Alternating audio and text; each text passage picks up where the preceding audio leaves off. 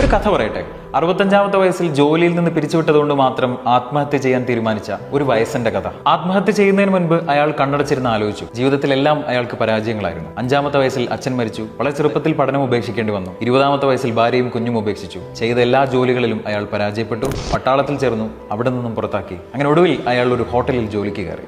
തൂപ്പുകാരനായി തുടങ്ങി, കിച്ചണിൽ കയറാൻ തുടങ്ങി, ചില വിഭവങ്ങൾ ഉണ്ടാക്കാൻ തുടങ്ങി. അങ്ങനെ ഇഷ്ടമുള്ള ഒരുപാട് കാലം അയാൾ ആ ഹോട്ടലിൽ ജോലി ചെയ്തു. പക്ഷെ ഒടുവിൽ ഒരു നാൾ സ്വാഭാവികമായ വാർദ്ധക്യം അയാളെയും പിടിപെട്ടു. ഇനി അയാൾ ഈ കടയ്ക്കൊരു ബാധ്യതയാകും എന്ന് വിചാരിച്ച മുതലാളി അയാൾ ആ കടയിൽ നിന്നും പിരിച്ചുവിട്ടു. തനിക്കിനി ഒന്നും ചെയ്യാനില്ല എന്ന നിരാശയിൽ ഇരിക്കുമ്പോഴാണ് അയാൾ ഒരു കാര്യം ആലോചിച്ചത്. താൻ ഉണ്ടാക്കുന്ന വിഭവങ്ങൾക്ക് തന്റെ കൂട്ടുകാർ എപ്പോഴും നല്ല അഭിപ്രായം പറയാറുണ്ടായിരുന്നു. എന്തുകൊണ്ട് തനിക്ക് ഏറ്റവും നന്നായി ഉണ്ടാക്കാൻ അറിയുന്ന ചിക്കൻ ഫ്രൈ ഹോട്ടലുകൾ കൊണ്ടുകൊടുത്ത് അതിൽ നിന്നൊരു വരുമാനം കൊണ്ട് തനിക്ക് ജീവിച്ചുകൂടാ? അതിനായി അയാൾ 1009 ഹോട്ടലുകളിൽ കയറിയിറങ്ങി. ഒരാളും പോസിറ്റീവായ റെസ്പോൺസ് കൊടുത്തില്ല. ഒടുവിൽ വിൽക്കപ്പെടുന്ന ചിക്കന് മാത്രം പൈസ എന്ന വ്യവസ്ഥയിൽ ഒരു ഹോട്ടലുകാരൻ സമ്മതിച്ചു. അയാൾ പണി തുടങ്ങി. ആദ്യം ഒരുപാട് കാലം അയാൾ ഉണ്ടാക്കുന്ന ചിക്കൻ അയാൾക്ക് കുഴിച്ചു മൂടേണ്ടി വന്നു. പിന്നീട് പതിയെ പതിയെ കസ്റ്റമേഴ്സ് ഉണ്ടായി.